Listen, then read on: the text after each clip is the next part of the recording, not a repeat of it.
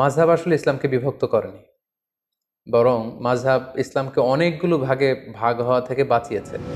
ফলে কেমন যেন আল্লাহ তাআলার এটা একটা বিশেষ রহস্য বা কুদরত যে তিনি ৪টা মাযহাবের মাধ্যমে আল্লাহ রাসূল সাল্লাল্লাহু আলাইহি ওয়াসাল্লামের পক্ষ থেকে প্রমাণিত যত ধরনের আমল হতে পারে এটা ঘুরিয়ে ফিরিয়ে সারা বিশ্বে আমল করাচ্ছেন।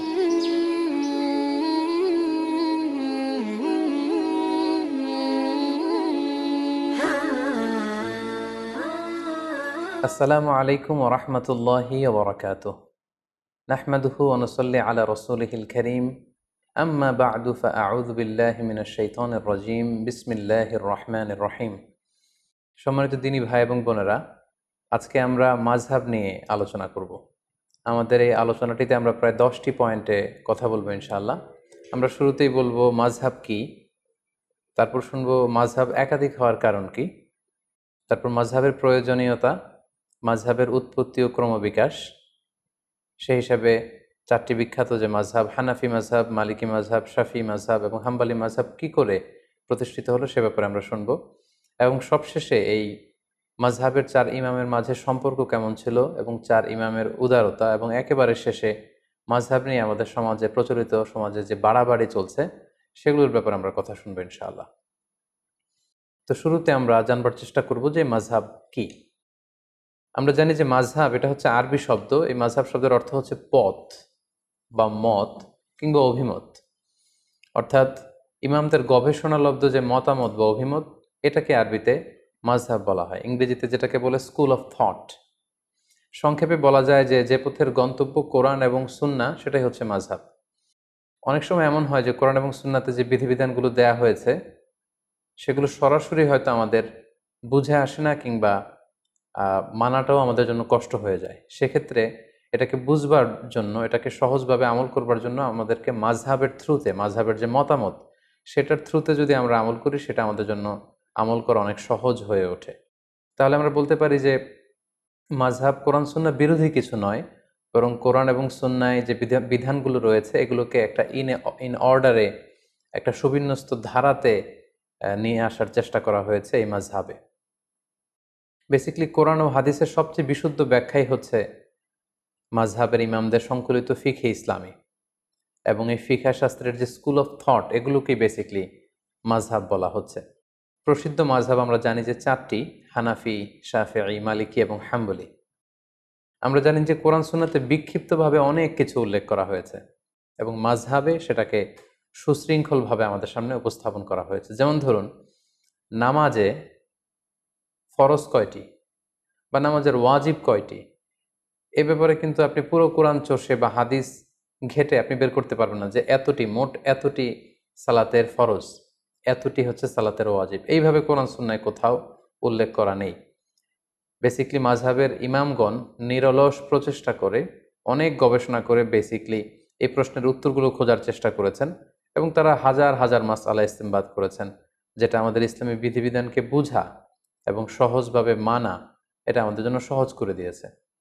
তাহলে আমরা এক কথায় বলতে পারি কোরআন সুন্নাহর সহজ এবং সার নির্যাসী হচ্ছে বেসিক্যালি মাযহাব। এবার আমরা জানার চেষ্টা করব মাযহাব একাধিক হওয়ার কারণ কি। যেহেতু শুরুতে আমরা বলেছি মাযহাব মানে মতামত বা অভিমত, সো প্রত্যেকের মতামত একরকম হবে এটা আসলে লজিক্যাল না, এটা যৌক্তিকও নয়। এক একজনের চিন্তা এক এক রকম, বুঝ একরকম, মতের ভিন্নতা বা বুঝের ভিন্নতা বা চিন্তার ভিন্নতা it's very common and very human. এটা মানুষের মাঝে থাকবেই, এটাই মানুষের সহজাত।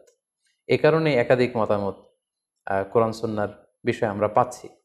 পাশাপাশি রাসূল সাল্লাল্লাহু আলাইহি ওয়াসাল্লামের পক্ষ থেকেও একটি আমলের ব্যাপারে একাধিক কোনো একটি বিষয় একাধিক আমলও প্রমাণিত হয়েছে, ফলে একাধিক মতামত এখানে গড়ে উঠেছে।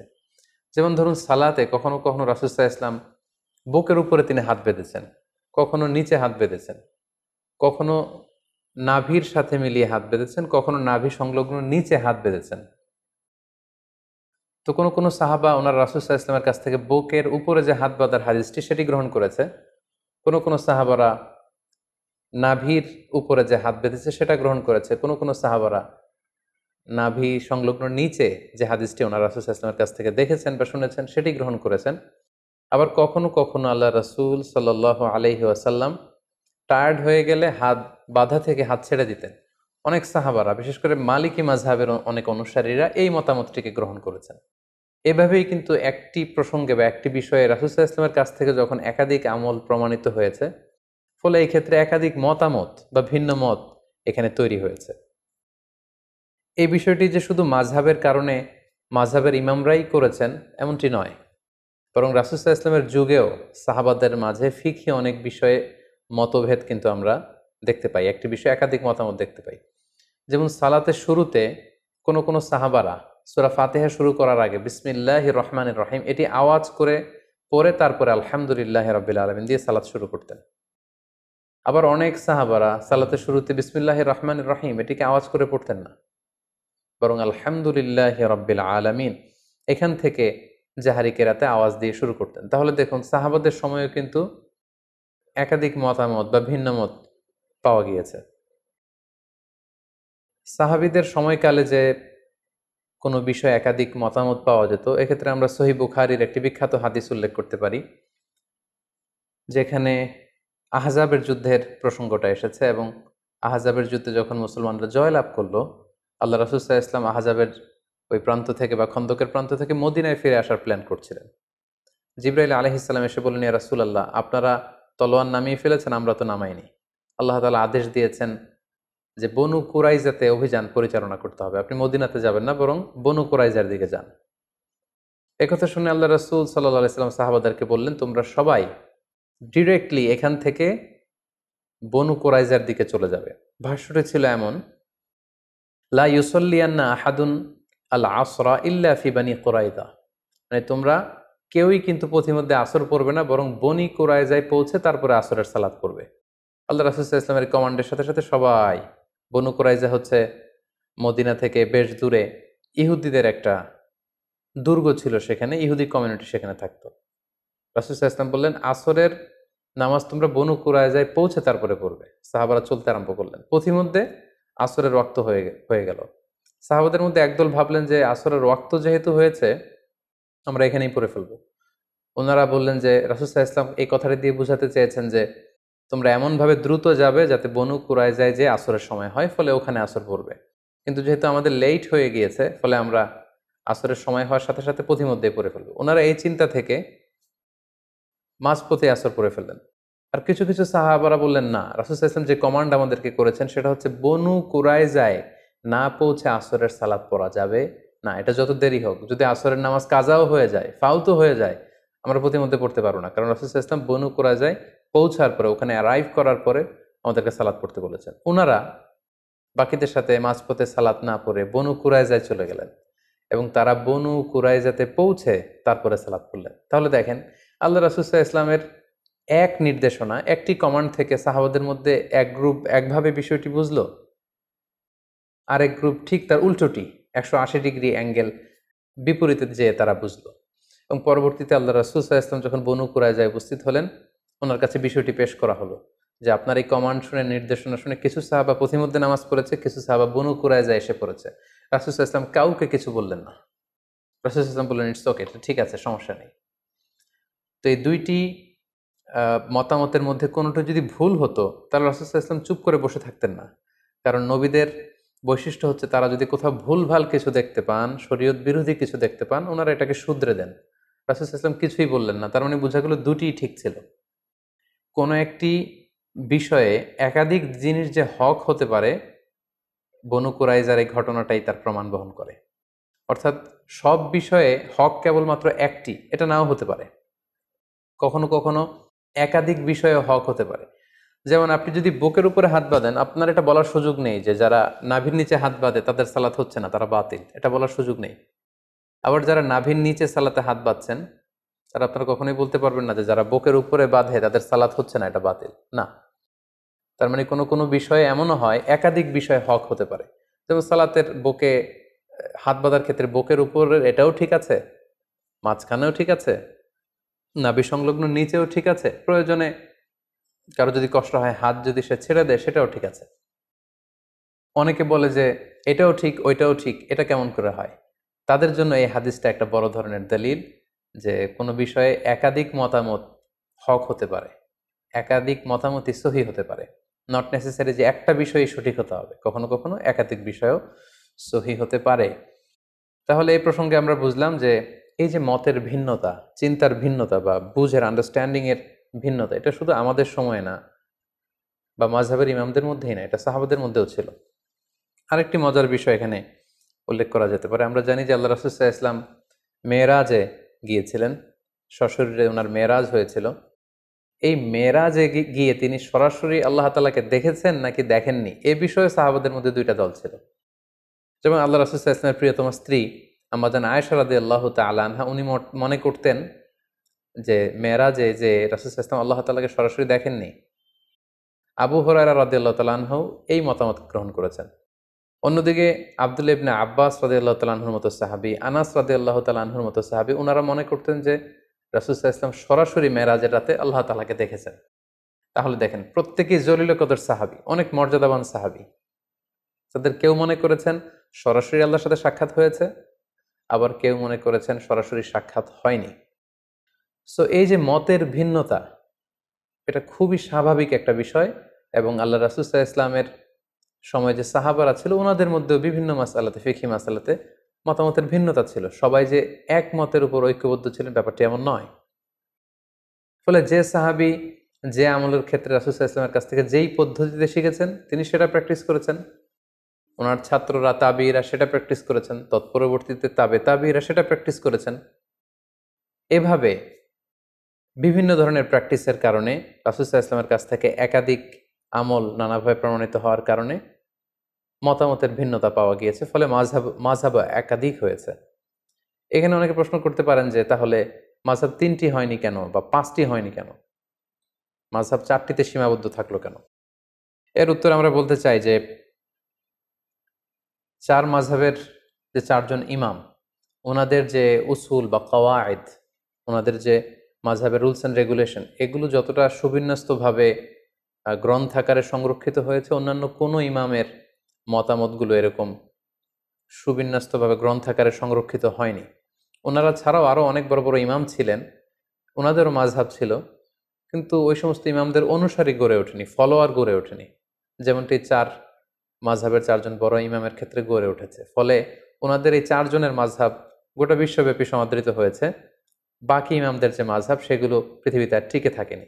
এজন্যই একাধিক মাযহাব পৃথিবীতে প্রচলিত হয়েছে এবং সেটি ৪টি মাযহাবে সীমাবদ্ধ রয়েছে। সম্মানিত শুধু এ পর্যায়ে আমরা জানব মাযহাবের প্রয়োজনীয়তা কি, সরাসরি কোরআন সুন্নাহ থেকে আমল করলে সমস্যা কোথায়, মাযহাব ছাড়া যদি কোরআন মানি হাদিস মানি সমস্যা কোথায়, এ প্রশ্ন অনেকে করে থাকেন।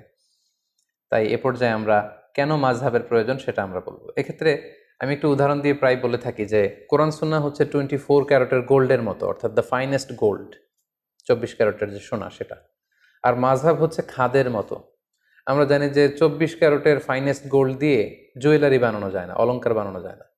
আপনি যদি 24 ক্যারেটের স্বর্ণ দিয়ে অলংকার বানিয়ে দেহে পড়তে চান, তাহলে সেখানে খাদ মেশাতে হবে। অর্থাৎ সরাসরি কোরআন সুন্নাহর বিষয়গুলো অনেকের পক্ষে বুঝা, আমল করা, এটা তার জন্য সহজ নাও হতে পারে। সেক্ষেত্রে তার জন্য মাযহাবের প্রয়োজন, যেটা হচ্ছে খাদ। এই খাদটা আমাদের উদ্দেশ্য না, উদ্দেশ্য হচ্ছে কোরআন সুন্নাহ, উদ্দেশ্য হচ্ছে গোল্ড।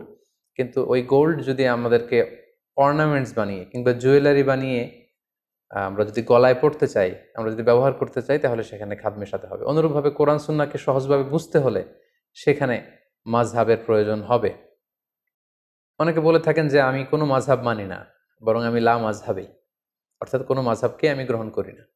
যারা কোনো মাযহাব মানেন না বলেন, তারা যেটার উপর আমল করেন সেটাও কোনো না কোনো মাযহাবের সাথে মিলে যায়।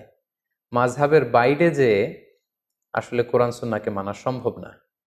ফলে এই উদাহরণটি দিয়ে খুব সহজে বোঝানো যাচ্ছে যে কোরআন সুন্নাহ হচ্ছে 24 ক্যারেটের গোল্ড আর মাযহাব হচ্ছে খাদ। এই গোল্ডটাকে গহনা বানিয়ে গলায় পরার জন্য এই খাদের প্রয়োজন, কারণ খাদ না মেশালে এটাকে বাঁকা করা যায় না, গোল্ডটাকে ডিজাইন করা যায় না, শেপ দেয়া যায় না। পাশাপাশি অনেকে মনে করে থাকেন যে মাযহাবের কারণে ইসলাম বিভক্ত হয়ে গিয়েছে। অনেকে বলেন যে একটা মাযহাব থাকলেই তো ভালো হতো, এখানে 4টা হলো কেন? এটা তো ইসলামকে বিভক্ত করেছে। এই কথাটিও আসলে ঠিক নয়। আসলে বাস্তবতা হচ্ছে একেবারে উল্টো। মাযহাব আসলে ইসলামকে বিভক্ত করেনি। বরং মাযহাব ইসলামকে অনেকগুলো ভাগে ভাগ হওয়া থেকে বাঁচিয়েছে। অর্থাৎ অনেকগুলো ভাগে বিভক্ত না করে এটাকে মাত্র 4টা ভাগে ভাগ করেছে। যেমন উদাহরণস্বরূপ যদি আমি বলি, আল আজহার বিশ্ববিদ্যালয় থেকে যারা গ্র্যাজুয়েশন করে পাশ করে তাদেরকে আজহার থেকে একটা টাইটেল দেয়া হয়, সেটা হচ্ছে আজহারি। আমি নিজেও যেহেতু ব্যক্তিগতভাবে আল আজহার থেকে পড়াশোনা করেছি, ফলে আমিও আমার নামের শেষে এই টাইটেলটি যুক্ত করে থাকি। তো বাংলাদেশে আপনারা অনেকেই দেখবেন যে যারা আল আজহার বিশ্ববিদ্যালয় থেকে পড়াশোনা করেছে ওনারা ওনাদের নামের শেষে এই আজহারি শব্দটি যুক্ত করে। তো এই আজহারি বানানটি অনেকে অনেকভাবে লিখে থাকে। কেউ আজহারি বানানে বর্গীয় জ দিয়ে আজহারি লিখে, কেউ অন্তঃস্থ জ দিয়ে লিখে, কেউ আবার আজহারি বানানে রয়ের সাথে হ্রস্ব ইকার যুক্ত করে দেয়, কেউ দীর্ঘ ইকার দিয়ে লিখে, আবার অনেকে আজহারি শব্দের আগে আল যুক্ত করে দেয়, ফলে আল আজহারি। এইভাবে যদি আপনি খেয়াল করেন প্রায় 8টি বানানে আজহারি শব্দটা কিন্তু লেখা সম্ভব। এক্ষেত্রে যদি ইসলামিক ফাউন্ডেশন বলে যে যে আজহারি শব্দটি কোন বানানে ব্যবহৃত হবে, এজন্য আমাদের একটা মতামত হচ্ছে এই বানানটাকে আমরা সাজেস্ট করি। ফলে আজহারি বানানোর জন্য ইসলামী ফাউন্ডেশন একটা মত প্রকাশ করলো, আর মত মানে মাযহাব, তার মানে এটা ইসলামী ফাউন্ডেশনের মাযহাব। বাংলা একাডেমি যদি বলে যে এক একজন এক এক বানানে না লিখে বিদেশি শব্দ বা আরবি শব্দ কোন বানানে লিখতে হবে, সেটা আমরা সহজভাবে আপনাদের সামনে উপস্থাপন করছি। আমাদের চিন্তা মতে এই বানানটি হচ্ছে সবচেয়ে ভ্যালিড, সবচেয়ে যুক্তিযুক্ত। তাহলে আজহারি বানানের ক্ষেত্রে বাংলা একাডেমি একটি মতামত পেশ করলো, এটা হচ্ছে বাংলা একাডেমির মাযহাব। অথবা প্রথম আলো যদি বলে যে আমরা সব বানানকে সহজভাবে নতুনভাবে উপস্থাপনের চেষ্টা করছি, আমরা সাজেস্ট করি যে আজহারি বানানটা এইভাবে হলে ভালো হয়, ওনারা একটা মতামত দিলেন, তাহলে এটা হচ্ছে প্রথম আলোর মাযহাব। তাহলে দেখুন, এই 3টি মাযহাব থাকার কারণে আজহারি বানান লিখতে যেয়ে যে 8টি মতামত পাওয়ার সুযোগ আছে, বা 8ভাবে 8জন আজহারি শব্দটি লিখতে পারে, সেটা এখন কমে 3টা মাযহাব বা 3টা মতামতে চলে আসলো। এবং আসলে কোনো জিনিসকে একাডেমিক ওয়েতে যদি আমাদের লিখতে হয়, বলতে হয়, জানতে হয়, তখন একটা সিস্টেমেটিক ওয়ে কিন্তু ফলো করতে হয়। মাযহাব বেসিক্যালি এই কাজটাই করেছে। কোরআন সুন্নাহ কিভাবে আমরা কোরআন সুন্নাহর বিধানগুলো মানবো, এটাকে সোসাইটিতে অ্যাপ্লাই করব, সেক্ষেত্রে অনেক অনেক বিভক্তিকে অল্প কিছু বিভক্তিতে নিয়ে এসেছে এই মাযহাব। ফলে মাযহাবের মাধ্যমে বেসিক্যালি আল্লাহ তাআলা ইসলামকে শতদা বিভক্ত হওয়া থেকে বাঁচিয়েছে।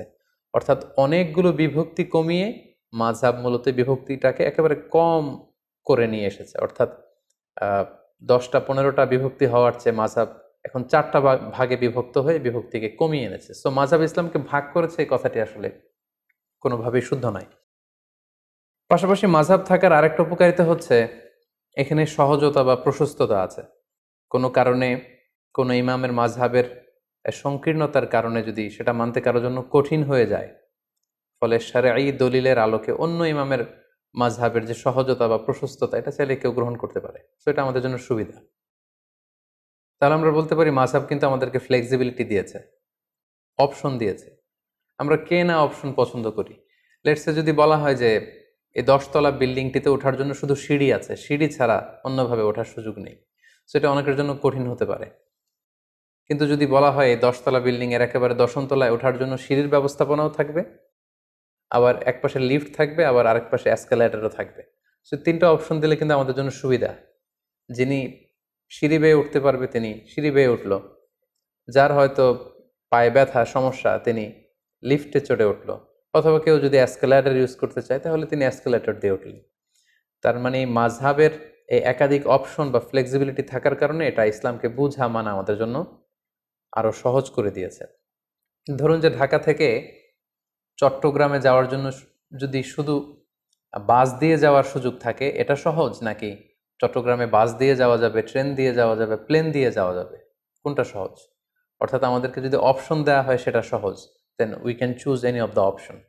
যার তাড়াতাড়ি ঢাকা থেকে চট্টগ্রাম পৌঁছতে হবে তিনি প্লেন দিয়ে যেতে পারেন, যিনি ট্রেনে চড়তে পছন্দ করেন তিনি ট্রেন দিয়ে যেতে পারেন, আবার যিনি বাসে ভ্রমণকে প্রেফার করেন তিনি কিন্তু চাইলে বাসে যেতে পারেন। তাহলে এক্ষেত্রে আমরা বুঝলাম মাযহাবের একাধিক মতামত থাকার কারণে ইসলামটাকে পালন করা আমাদের জন্য সহজ হয়েছে। উই গট সাম অপশনস, এবং এটা অনেকটা ফ্লেক্সিবিলিটি দিয়েছে আমাদেরকে।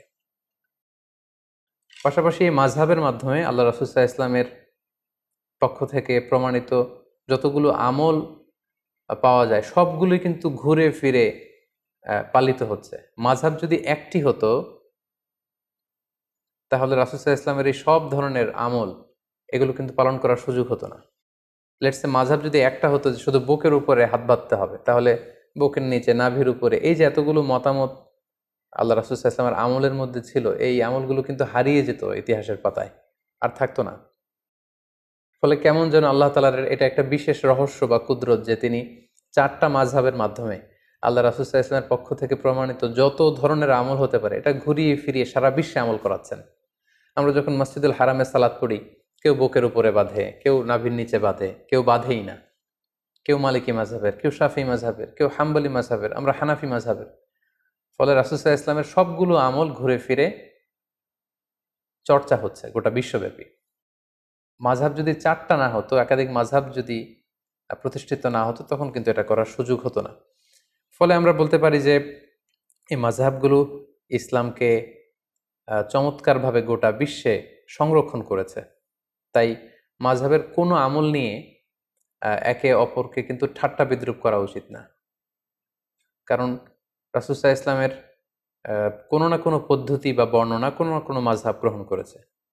ফলে আমি যদি কোনো মাযহাবকে নিয়ে ঠাট্টা করি, তাহলে এটা কেমন যেন রাসূল সাল্লাল্লাহু আলাইহি ইসলাম থেকে প্রমাণিত কোনো আমলকেই ঠাট্টা করলাম। আমরা বাংলাদেশে প্রায়ই দেখি যে আমরা নিচে হাত বাঁধি, তো যে উপরে হাত বাঁধে এটাকে বিভিন্ন মাহফিলে বা বিভিন্ন আলোচনায় ব্যঙ্গ করে দেখানো হয়। আমরা হানাফি মাযহাবে রুকুতে ওঠার সময়, সেজদা যাওয়ার সময় এরকম হাত উঠানো, যেটাকে রফউল ইয়াদাইন বলে, এটা আমরা করি না। কিন্তু যারা করে অনেক সময় তাদেরকে এরকম ঠাট্টা করা হয়। তো আপনি যদি মাযহাবের পক্ষের লোক হয়ে থাকেন, আপনি যদি ওই আমলগুলোকে ঠাট্টা করেন, তাহলে কেমন যেন আপনি মাযহাবের বিরোধিতা করলেন। কারণ আপনার মাযহাবে হয়তো এই আমলটি নেই, কিন্তু অন্য মাযহাবে কিন্তু অত্যন্ত ভাব গাম্ভীর্যতার সাথে, অত্যন্ত আবেগের সাথে রাসূল সাল্লাল্লাহু আলাইহি ইসলামের এই আমলটি পালন করা হচ্ছে। সো মাযহাবের কোনো আমলকে, আল্লাহ রাসূল সাল্লাল্লাহু আলাইহি ইসলাম থেকে প্রমাণিত কোনো আমলকে যদি আপনি ঠাট্টা করেন, অন্য কোনো মাযহাবকে যদি আমরা ঠাট্টা করি, তাহলে এটা কেমন যেন রাসূল সাল্লাল্লাহু আলাইহি ইসলামের আমল নিয়ে ঠাট্টা করার শামিল, যেটা অনেক বড় ধরনের একটি কবিরা গুনাহ। সো আমরা সহজে বলতে পারি যে ৪ মাযহাব হলো ৪টি নৌকার মতো। দৈনন্দিন জীবনে দিনের সাগর পাড়ি দিয়ে আল্লাহ পাকের সন্তুষ্টির বন্দরে ভিড়ার জন্য আমরা ৪টি নৌকা দিয়ে বন্দরে ভিড়ার চেষ্টা করছি। তো সেক্ষেত্রে আমরা ৪ নৌকার আরোহীরা যদি একে অন্যের সাথে পারস্পরিক ধাক্কাধাক্কি বা ঠুকোঠুকিতে লিপ্ত হই, তাহলে হয়তো আমাদের সাগরে পড়ে হাবুডুবু খেতে হবে। আল্লাহ সন্তুষ্টির বন্দরে হয়তো ভিড়া আমাদের জন্য কঠিন হয়ে যাবে। মাযহাব নিয়ে একে অপরের প্রতি অশ্রদ্ধা, সহিংসতা কিংবা বিতর্ক বা সংঘাতের ব্যাপারটি ঠিক এমনই। সো আমরা বলতে পারি যে মাযহাব ইসলাম পালনকে আমাদের কাছে আরো সহজ করে তুলেছে। এরপর যে আমরা মাযহাবের উৎপত্তি বা ক্রমবিকাশ নিয়ে আলোচনা করবো ইনশাআল্লাহ। আমরা জানি যে প্রসিদ্ধ মাযহাব হচ্ছে ৪টি: হানাফি, মালিকি, শাফিঈ এবং হাম্বলি। সর্বপ্রথম যে মাযহাবটি প্রতিষ্ঠা লাভ করেছে সেটি হচ্ছে হানাফি মাযহাব, এবং সেটি ইরাকে প্রতিষ্ঠা লাভ করেছে। আমরা জানি যে ওমরে ফারুক রাদিয়াল্লাহু তাআলা আনহু যখন মুসলিম বিশ্বের খলিফা, তখন ১৬ হিজরিতে তিনি ইরাক জয় করেন। তখন ইরাকের কুফা নগরীকে তিনি মুসলিম উম্মার একটি প্রাদেশিক শহর, প্রশাসনিক শহর হিসেবে তিনি ঘোষণা দেন, এবং সেই কুফা নগরীতে যে মুসলিম উম্মা আছে তাদেরকে কোরআন সুন্নাহ শিক্ষা দেওয়ার জন্য আল্লাহ রাসূল সাল্লাল্লাহু আলাইহি ইসলামের একজন প্রিয় সাহাবী আব্দুল্লাহ ইবনে মাসউদ রাদিয়াল্লাহু তাআলা আনহুকে তিনি মদিনা থেকে অ্যাজ অ্যান অ্যাম্বাসেডর কুফাতে তিনি প্রেরণ করেন, এবং তিনি বলেন যে আপনি কুফায় যে দিন প্রচার করেন। ওমর ফারুকের নির্দেশনা অনুযায়ী আব্দুল্লাহ ইবনে মাসউদ রাদিয়াল্লাহু তাআলা আনহু মদিনা থেকে কুফায় চলে গেলেন। দীর্ঘদিন তিনি কুফার অধিবাসীদেরকে কোরআন সুন্নাহর বাণী তিনি প্রচার করলেন। ওনার ইন্তেকালের পরে এই দায়িত্ব চলে আসে ওনার ছাত্র আলকামা রহিমাহুল্লাহর উপর। তিনি তখন কুফাতে কোরআন সুন্নাহর তালিম, তাদরিস, টিচিং এই কাজটা করতেন। আলকামা আলাইহি রাহমা ওনার মৃত্যুর পরে ওনার ছাত্র ইব্রাহিম নাখাই, ওনারা সবাই তাবিঈ ছিলেন, উনি এই গুরুদায়িত্ব নিজের কাঁধে তুলে নেন, এবং তিনি কুফাতে কোরআন সুন্নাহর এই তালিম, তালকিন এবং তাদরিসের কাজ তিনি করতে আরম্ভ করেন। ইব্রাহিম নাখাইয়ের ইন্তেকালের পরে ওনার ছাত্র হাম্মাদ ইবনে আবি সুলাইমান, উনি সেখানে তাদরিস, টিচিং এবং কোরআন সুন্নাহর দাওয়াতের কাজ করতেন। হাম্মাদ ইবনে আবি সুলাইমান ১২০ হিজরিতে ইন্তেকাল করেন, এবং ওনার ইন্তেকালের পরে ওনার সবচাইতে যোগ্য ছাত্র ইমাম আবু হানিফা আলাইহি রাহমা ১২০ হিজরিতে কুফা নগরীতে ইসলাম প্রচারের দায়িত্ব ইমাম আবু হানিফার কাঁধে চলে আসে। উনি অত্যন্ত মেধাবী একজন মানুষ ছিলেন। 120 হিজরিতে যখন ইমাম আবু হানিফার কাছে এই দায়িত্ব চলে আসে, উনি বেসিক্যালি 80 হিজরিতে জন্মগ্রহণ করেন। ফলে 120 হিজরিতে ওনার বয়স তখন দাঁড়ায় 40 বছর। অর্থাৎ 40 বছর বয়সে তিনি কুফা নগরীর ইসলাম প্রচারের যে গুরু দায়ভার, এটা তিনি নিজের কাঁধে তুলে নেন এবং তিনি দায়িত্ব পেয়ে কিছু যুগান্তকারী সিদ্ধান্ত তখন তিনি নিয়েছিলেন। এবং আপনারা জানেন তখন ইসলাম খুব বেশি স্প্রেড হচ্ছিল, দলে দলে মুসলমানরা, লোকজন কালিমা পড়ে মুসলমান হচ্ছিল এবং নতুন নতুন অনেক ইস্যু, নতুন নতুন অনেক কন্টেম্পোরারি মাসআলা তখন আসছিল, যেটি আগে ছিল না। তখন ইমাম আল আযম আবু হানিফা রাহিমাহুল্লাহ ওনার মেধাবী ছাত্রদেরকে নিয়ে 40 জনের একটা প্যানেল করেন, একটা ফিক একাডেমি করেন এবং যত নতুন মাসালা আসতো উনি ছাত্রদের মাঝে মাসালাটাকে ছেড়ে দিতেন। ছাত্ররা অনেক ধরনের ডিসকাশন করে, আর্গুমেন্ট দিয়ে একটা পর্যায়ে যখন এটার উত্তরে পৌঁছতেন, তখন এই উত্তরটা ইমামে আজম আবু হানিফার কাছে দেয়া হতো। পরে ফাইনালি সবার কথা শুনে উনি ওইটার উপর জাজমেন্ট দিতেন, লিগ্যাল অপিনিয়ন দিতেন, সলিউশন দিতেন। এবং উনি কিভাবে সলিউশন দিচ্ছেন, কিভাবে কোরআন সুন্নাহ থেকে মাসআলাগুলো ইস্তেমবাদ করছেন, এগুলো ওনার ছাত্র মোহাম্মদ ইবনুল হাসান আশ-শাইবানি, আবু ইউসুফ রাহিমাহুল্লাহ, ইমাম জুফার, ওনারা এগুলো লিপিবদ্ধ করতে আরম্ভ করলেন। কোন রুলস অ্যান্ড রেগুলেশন, কোন উসুল, কোন মেথড এবং কাওয়ায়েদের ভিত্তিতে উনি কোরআন সুন্নাহ থেকে এই মাসালাগুলো ইস্তেমবাদ করেন, এগুলো যখন লিপিবদ্ধ করা হলো, তখন ওনার এই প্রক্রিয়া, কোরআন সুন্নাহ থেকে মাসালা ইস্তেমবাদ করার প্রক্রিয়ায় বিধিবিধানগুলো মানুষের মাঝে খুব বেশি সমাদৃত হতে শুরু করলো এবং এই কর্মযজ্ঞের মধ্য দিয়ে বেসিকলি উনি হানাফি মাযহাবের প্রতিষ্ঠা করেন।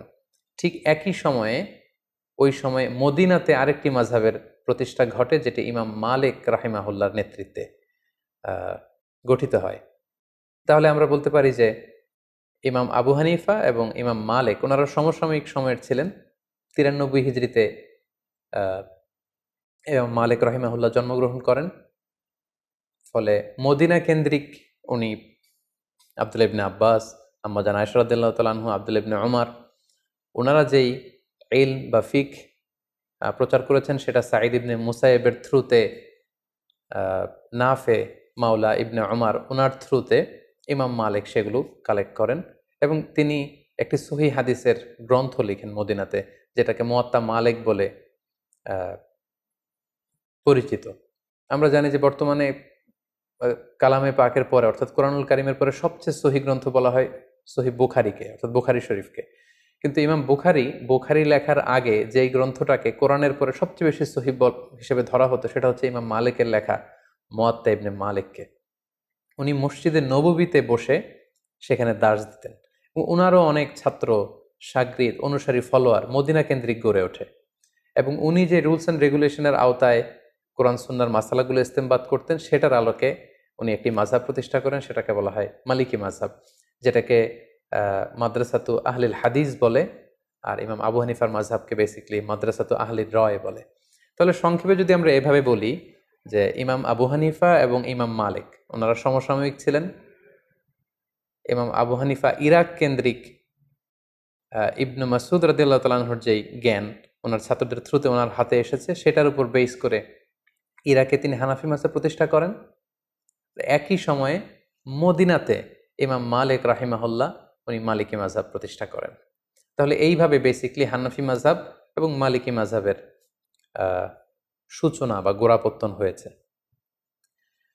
ইমাম মালিকের পরে ইমাম মালিকের ছাত্র ইমাম শাফিঈ, যে বছর ইমাম আবু হানিফা ইন্তেকাল করেন 150 হিজরিতে, ঠিক সেই বছর ইমাম শাফিঈ জন্মগ্রহণ করেন।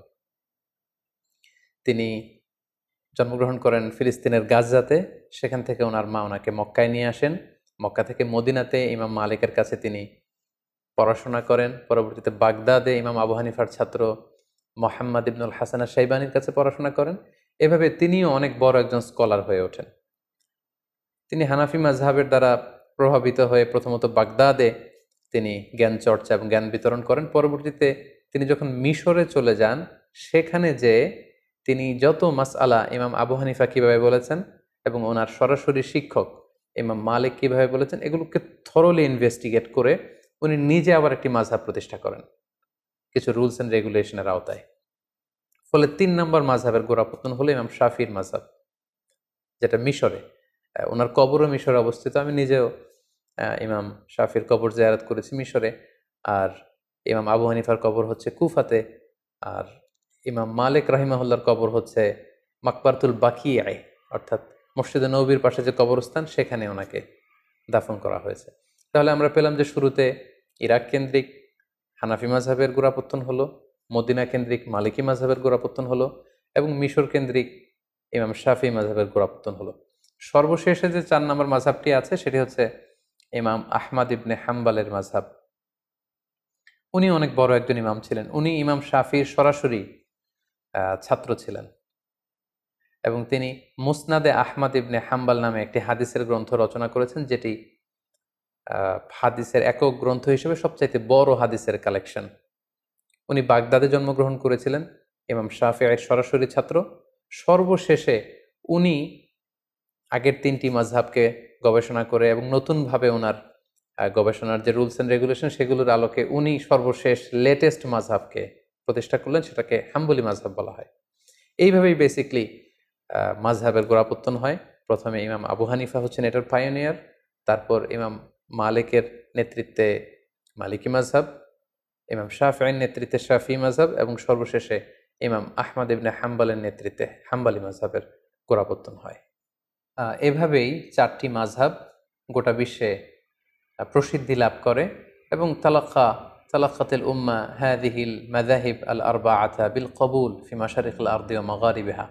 গোটা বিশ্বের মুসলমানরা এই 4টি মাযহাবকে অত্যন্ত আন্তরিকতার সাথে গ্রহণ করে, কারণ গোটা বিশ্বের স্কলাররা ওনারা দেখেছেন যে এই 4 মাযহাবের 4 জন যে ইমাম ওনারা ছিলেন অত্যন্ত মুখলিস লোক, ইখলাসের মানদণ্ডে ওনারা উত্তীর্ণ ছিলেন, ইলমি যোগ্যতা ছিল অনেক বেশি পরিশ্রম করে ওনারা এমনভাবে কোরআন সুন্নাহ থেকে এই মাসআলাগুলো, লিগ্যাল অপিনিয়নগুলো বের করেছে যেটা আমাদের জন্য অনেক বড় একটা নেয়ামত। এবং ওনাদের এই কাজের মধ্য দিয়ে গোটা বিশ্বের মুসলিম উম্মার হৃদয়ে মণিকোঠায় ওনারা স্থান করে নিয়েছে।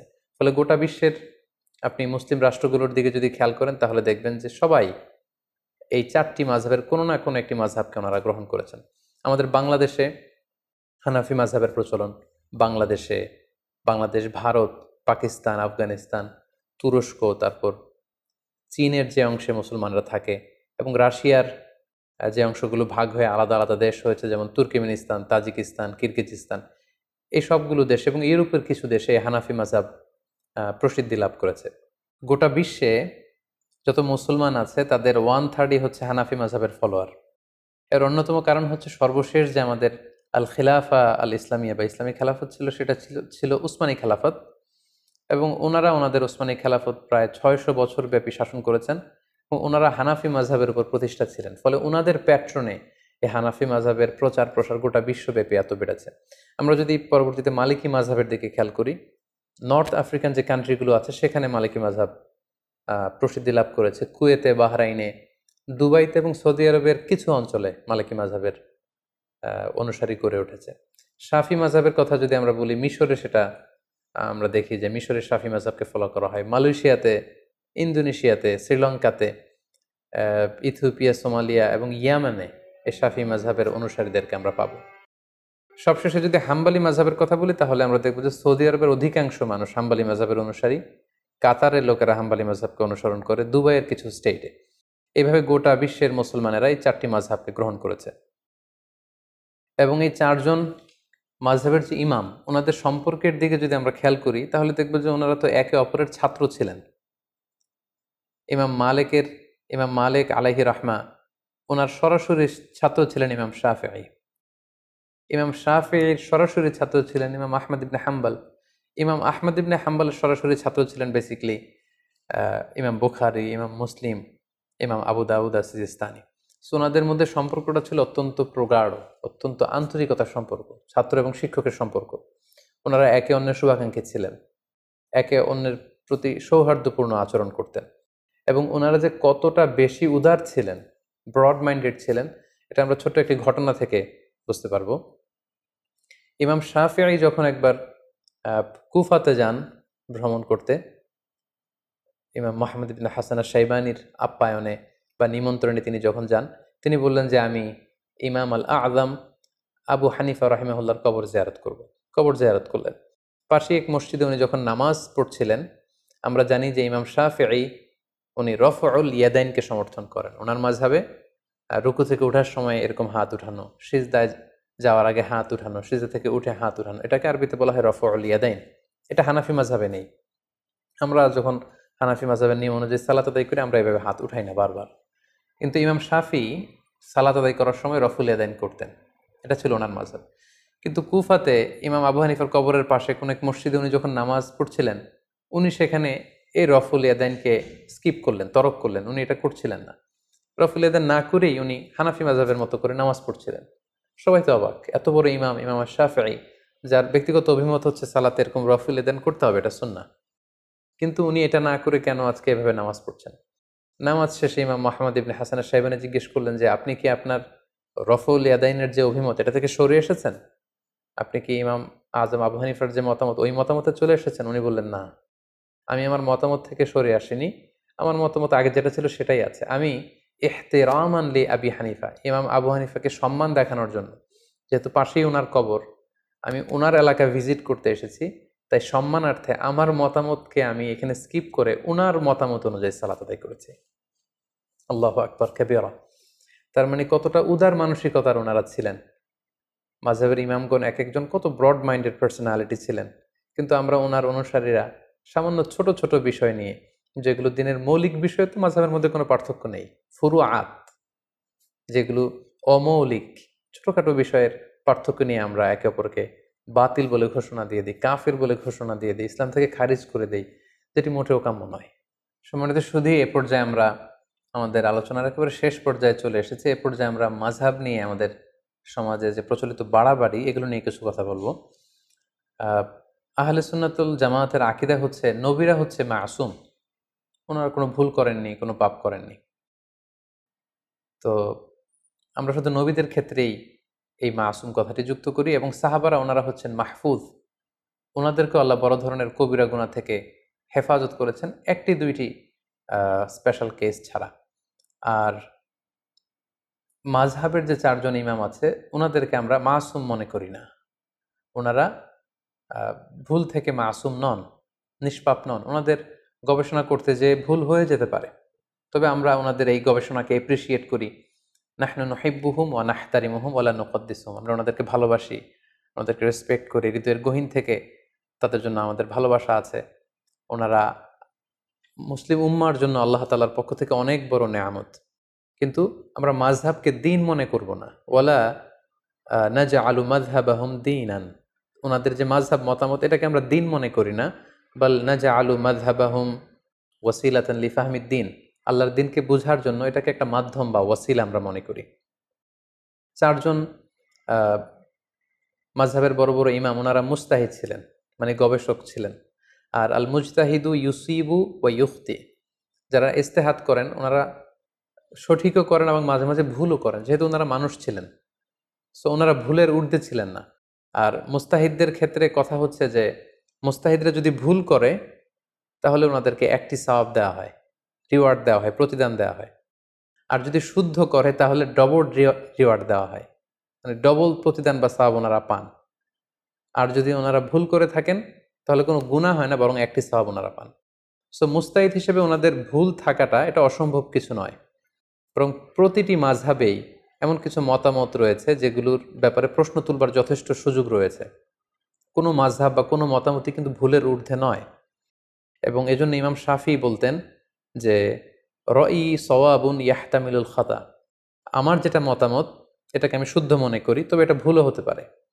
আবার ওয়া রয়ু গায়রি খাতাউন ইয়াহতামিলুস সওয়াব, অন্য ব্যক্তি এই ব্যাপারে যে মতামত দিয়েছে সেটাকে আমি ভুল মনে করি, আমি পার্সোনালি ভুল মনে করি, কিন্তু সেটাও শুদ্ধ হতে পারে। সো ওনারা যদি ভুলও করে থাকেন এজন্য ওনারা জাযা পাবেন। তাই কোনো বিষয়ের দলিলের ভিত্তিতে যদি কোনো আলেম নিজ মাযহাবের সাথে ভিন্ন মত পোষণ করে তখন তাকে আসলে বাতিল, গোমরা এগুলো বলা যাবে না, যেহেতু উনি দলিলের ভিত্তিতে অন্য একটা মতামত গ্রহণ করেছেন। যদিও আমরা হানাফি মাযহাবের, কিন্তু দলিলের ভিত্তিতে যদি আমরা কখনো পরিস্থিতির আলোকে অন্য কোনো মাযহাব বা মতামতকে গ্রহণ করে নেই তাহলে কিন্তু আমাদের হানাফি মাযহাব কাটা যায় না। আপনি যদি খেয়াল করেন তাহলে দেখবেন যে হানাফি মাযহাবে আসরের ওয়াক্ত শুরু হয় অনেক দেরিতে, সেই হিসেবে শাফি মাযহাবে, হাম্বলি মাযহাবে অনেক আগে শুরু হয়ে যায়। হানাফি মাযহাবের নিয়ম হচ্ছে কোনো বস্তু মাটিতে গেড়ে দিলে দুপুরবেলা এটার মূল ছায়ার পরে যদি ডবল ছায়া পরিমাণ যখন দেখা যাবে তখন আসরের ওয়াক্ত শুরু হয়। অন্য মাযহাব অনুযায়ী মূল ছায়া ছাড়া একটা ছায়া যদি পাওয়া যায় আসরের ওয়াক্ত শুরু হয়। লেটস সে আমরা এভাবে বলতে পারি যে মাগরিবের ১ ঘন্টা আগে হানাফি মাযহাব অনুযায়ী আসরের ওয়াক্ত শুরু হয়, শাফি বা হাম্বলি মাযহাবে প্রায় ২ ঘন্টা আগে আসরের ওয়াক্ত শুরু হয়। ফলে আমরা যখন সৌদি আরবে যাই, হজ উমরা করতে যাই, তখন মসজিদুল হারামে বা মসজিদে নববীতে বা সৌদি আরবের যে কোনো মসজিদে আসরের আজান কিন্তু শাফি মাযহাবের ওয়াক্ত অনুযায়ী হয়। এবং শাফি মাযহাবের অভিমত অনুযায়ী যখন আসরের ওয়াক্ত হয়, আজান হওয়ার সাথে সাথে কিন্তু আমরা মসজিদে যে শাফি ওয়াক্তে আসরের সালাত পড়ি, আমরা কিন্তু হানাফি ওয়াক্তে আসরের সালাত পড়ি না। তাই বলে আমাদের ওই সালাত কাটা যাবে, ওই সালাত আদায় হবে না, এমনকি আমরা কখনো মনে করি আমরা হজের যে দীর্ঘ লম্বা সফর, তখন তো আমরা মসজিদে নববীতে বা মসজিদুল হারামে শাফি ওয়াক্তে আসরের নামাজ পড়ি। তার মানে এই শাফি ওয়াক্তে যে আসরের সালাত পড়ছি এর পেছনে শক্ত দলিল আছে, এবং দলিলের ভিত্তিতে আমাদের মাযহাবের বাইরে যে অন্য কোনো মাযহাবের কোনো অভিমত বা মতামত আমল করলে এতে আমাদের মাযহাব চলে যায় না, বরং এটা হচ্ছে ফ্লেক্সিবিলিটি। দলিলের ভিত্তিতে প্রয়োজনে কোনো আলেম নিজ মাযহাবের বাইরে যেও অন্য মাযহাবের উপর আমল করতে পারেন। আমরা এই লকডাউনের সময়কালে ঈদের সালাতের প্রসঙ্গটা এখানে উল্লেখ করা যেতে পারে। হানাফি মাযহাব অনুযায়ী জুমার নামাজ, ঈদের নামাজ ঘরে পড়া যায় না, কিন্তু অন্যান্য মাযহাবের মতামত অনুযায়ী গোটা বিশ্বব্যাপী ফতোয়া দেয়া হয়েছিল যে ঈদের সালাত চাইলে ২-৪ জন মিলে ঘরে পড়া যাবে। এবং আমরা গোটা বিশ্বে হানাফি মাযহাবের যে সমস্ত অনুসারীরা ছড়িয়ে ছিটিয়ে আছে, আমরা অনেকেই ঘরে কিন্তু ঈদের সালাত আদায় করেছি অন্য মাযহাবের নিয়ম অনুযায়ী। ফলে আমাদের হানাফিয়াত কাটা গিয়েছে ব্যাপারটি কিন্তু এমন নয়, কারণ ওই আমলটির পক্ষে দলিল ছিল।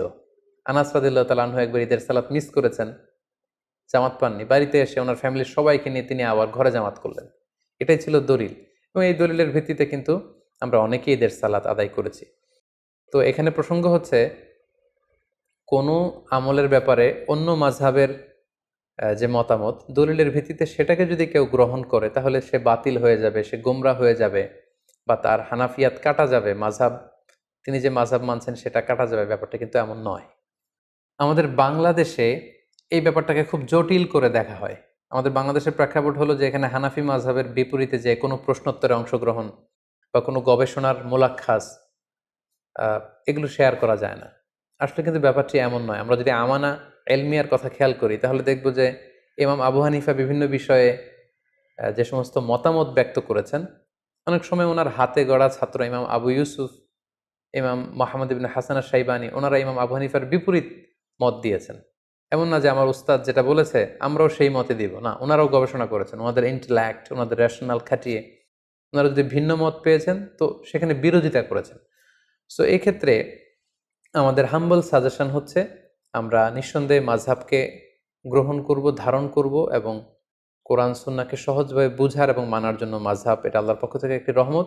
কিন্তু এই মাযহাব নিয়ে যেন আমরা কখনো বাড়াবাড়ি না করি, বরং কোরআন সুন্নাহকে সহজভাবে মানার ক্ষেত্রে এই মাযহাবকে যেন আমরা সহায়িকা হিসেবে গ্রহণ করতে পারি। আল্লাহ তাআলা আমাদের সবাইকে কথাগুলো বুঝার ও আমল করার তৌফিক দান করুক। হাযা মা ইনদি ওয়াল ইলমু ইনদাল্লাহ আলাইহি তাওয়াক্কালতু ওয়া ইলাইহি উনীব।